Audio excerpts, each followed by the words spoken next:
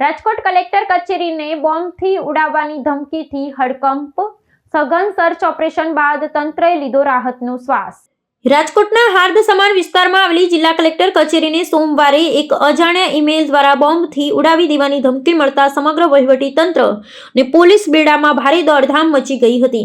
ઈમેલમાં collector કચેરીમાં 5 જેટલા bomb મૂકવામાં આવ્યા હોવાનો ઉલ્લેખ કરવામાં આવ્યો હતો, જેને કારણે કચેરીમાં કામ કરી રહેલા કર્મચારીઓ અને મુલાકાતીઓમાં ભારે ફફડાટ વ્યાપી ગયો હતો।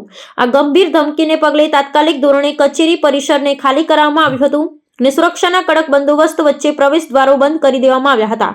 ઘટનાની જાણ થતાં જ રાજકોટ શહેર પોલીસ, બોમ્બ ડિસ્પોઝલ સ્ક્વોડ અને ડોગ સ્ક્વોડની ટીમો આધુનિક સાધનો સાથે ઘટના સ્થળે પહોંચી ગઈ હતી।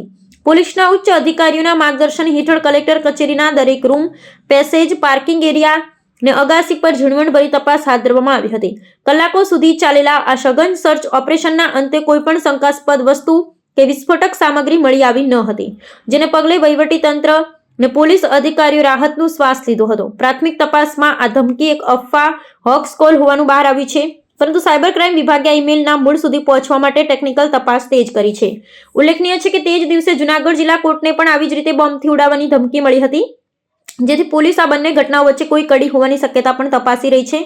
હાલમાં કલેક્ટર કચેરી ખાતે સુરક્ષા વ્યવસ્થા જાળી રાખવામાં આવી છે અને શંકાસ્પદ હિલચાલ પર નજર રાખવામાં આવી રહી છે।